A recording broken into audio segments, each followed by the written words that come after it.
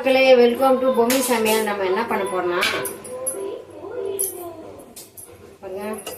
உப்பு உருண்டை தான் செய்ய போறேன். ரேஷன் அரிசி எடுத்து ஒரு 4 மணி நேரம் ஊற வச்சிருக்கேன். தூள் வச்சுதான் ரேஷன் அரிசி. இப்போ நம்ம அதை அரைச்சிக்கலாம். நல்லா பச்சரிசி ஒரு 1/2 டம்ளரும், தூள் அரிசி 1 டம்ளர் போட்டேங்க. ஒரு சின்ன டம்ளரு, இந்த டம்ளர்ல தான் போட்டேன். இந்த டம்ளர்ல தான் 1 டம்ளர் புல் அரிசி, 1 டம்ளரு பச்சரிசி, 1/2 டம்ளர் பச்சரிசி. ஜீவன் போ, எங்க பேரன் எடுக்கவே விட மாட்டான், வீடு யாருமே இல்லை.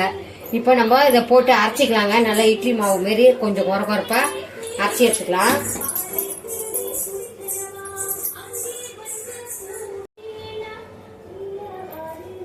பாருங்க, அரைச்சாச்சு. இந்த அளவுக்கு நான் மிக்சியில் தாங்க அரைச்சேன், அதனால கொஞ்சம் தண்ணியாக இருக்குது. பரவாயில்ல, நம்ம போட்டு கிண்டுவோம், அது சரியாயிடும். இப்போ நம்ம அடுப்பு பற்ற வச்சுக்கலாம்.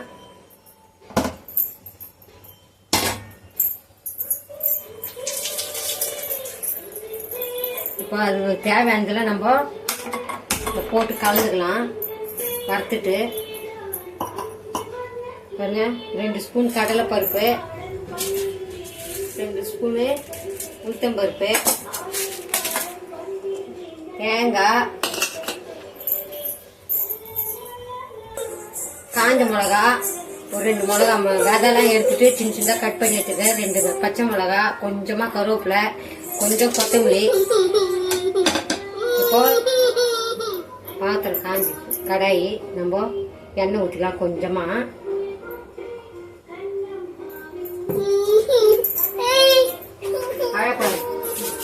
யாரும் இல்லை, எல்லாம் வேலைக்கு போய்க்கிறாங்க, பேர் நினைச்சுன்னு. இப்போ கடுகு உளுத்தம்பருப்பு போட்டுக்கலாம்.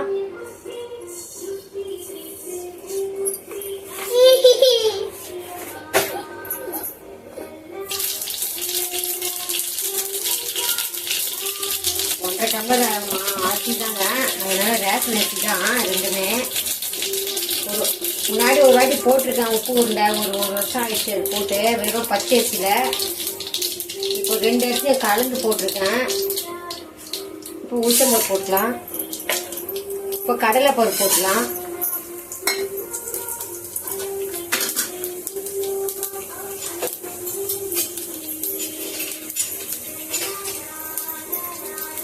அடுப்பு சின்ன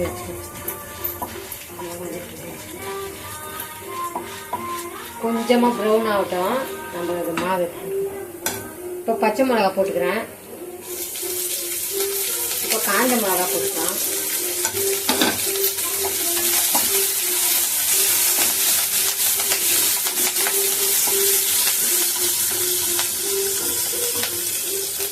கருவேப்பிலையும் போட்டுக்கிறேன். கொத்தமல்லி மட்டும் அப்புறமா நம்ம மாவு பிடிக்கும் போது போட்டுக்கலாங்க. இப்போ போட்டால் வாசனையாக இருக்காது.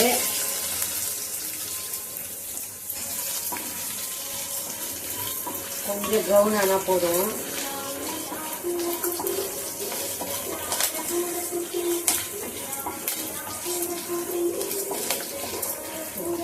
ப்ரௌன் ஆயிடுச்சு. இப்போ தேங்காய் போட்டுக்கலாம் கொஞ்சமாக. சும்மா தேங்காய் ரொம்ப வதங்கணும்னு இல்லை, சும்மா ஒரு வதக்கு வதக்கலாம். பாதி போட்டுக்கலாம். கொஞ்சமா பெருங்காயம் போட்டுக்கலாம். ஒரு 1/2 ஸ்பூன் பெருங்காயம் வாசனை நல்லா இருக்கும். இப்போ நம்ம இந்த மாவு போட்டு இதில் ஒரு பரட்டிக்கலாம்.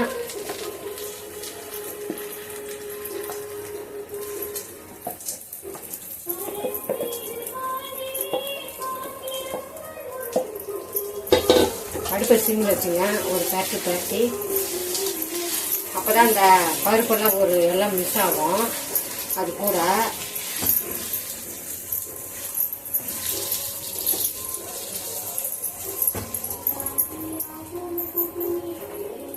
இப்போ உப்பும் போட்டுக்கலாங்க. ஒரு 3/4 ஸ்பூன் கொஞ்சமா தேவையானு போட்டுக்கலாம். இப்போ அடுப்பை ஆஃப் பண்ணிடலாம். ஆறினோடனே நம்ம கொத்தமல்லியை போட்டு நல்லா உருண்டை பிடிச்சி வைக்கலாம்.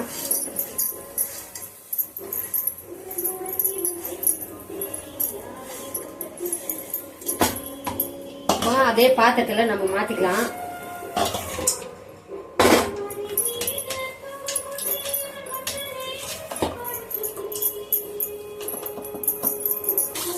இப்போ நம்ம இட்லி குண்டை வச்சுக்கலாம்.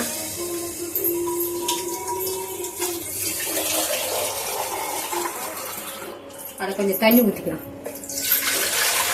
ஒரு 2 டம்ளர் தண்ணி. அடுப்பத்தை ஆன் பண்ணிக்கலாம்.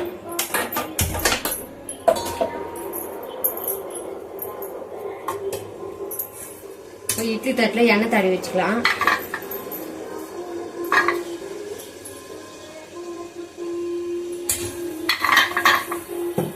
மிக்சி எடுத்தாதான் இடம் பட்டும்.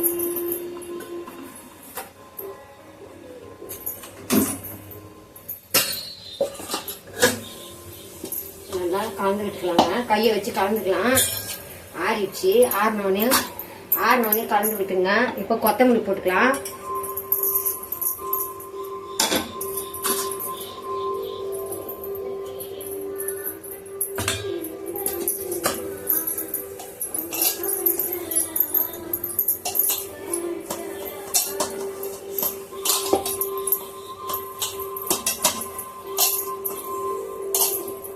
வெறும் பச்சை மிளகாவும் போடலாங்க.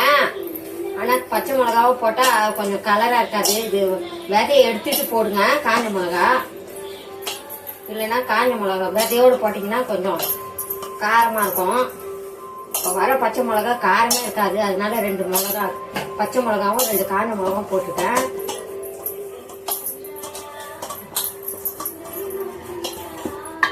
பாருங்க, இந்த அளவு பிசைஞ்சாச்சு.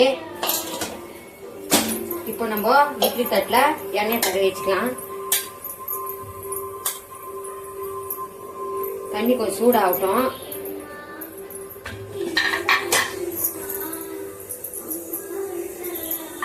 துணிலாம் போடலங்க. நான் இதுலேயே தான் உருண்டை பிடிச்சி வைக்க போறேன். அதுதான் எண்ணெய் தடவுறேன், ஒட்டாம வரும்.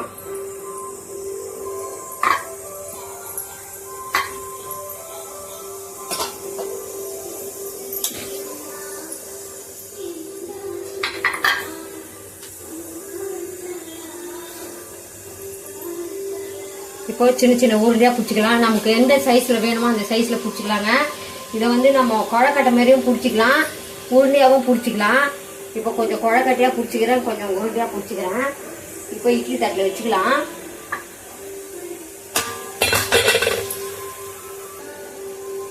ஒரு ஷார்ட்ஸ் வீடியோ போட்டிருந்தேன். ஒருத்தர் கேட்டிருந்தாரு.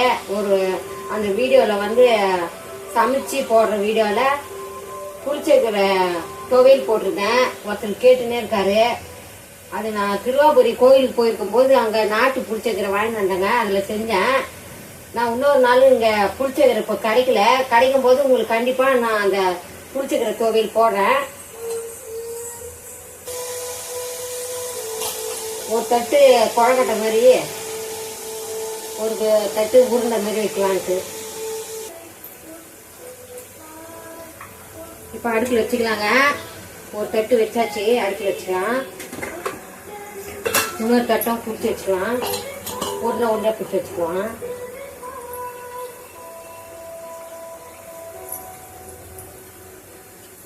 தட்டை இதில் வச்சுட்டு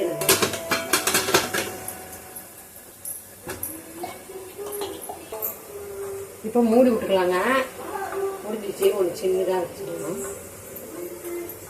இப்போ ஒரு ஆவி வரட்டும், அதுக்கப்புறம் நம்ம வெந்துச்சான்னு பார்க்கலாம். வாங்க இப்போ வெந்துச்சான்னு பார்க்கலாம். வெந்துடுச்சுங்க. இப்போ எடுத்துக்கலாம்.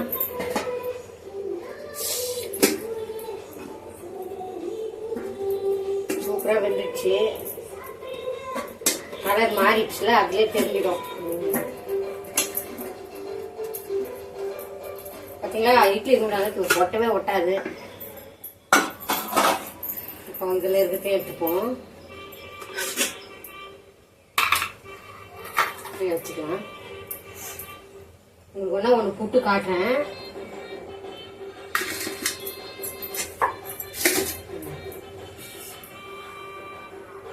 சூப்பரா வந்துச்சு பாத்தீங்களா.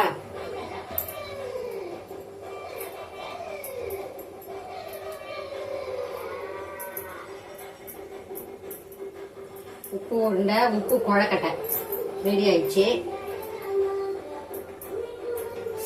சூடா இருக்கு. வீடியோ போட முடியலங்க, குழந்தை வச்சுக்கினேன். அதனாலதான் சமைச்சிட்டு அந்த ஷார்ட்ஸ் வீடியோ தான் போட முடியுது.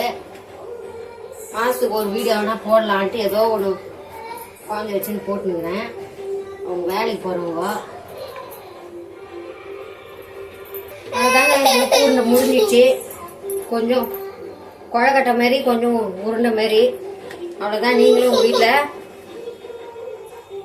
செஞ்சு பாருங்க. இது குழக்கட்டை மாதிரி செஞ்சு பாருங்க, சூப்பராக இருக்கும். மிக்சியில் கூட அரைச்சி செய்யுங்க. அவ்வளோதாங்க இந்த வீடியோ முடிச்சுக்கலாங்க. பாய். வாழ்க வளமுடன்.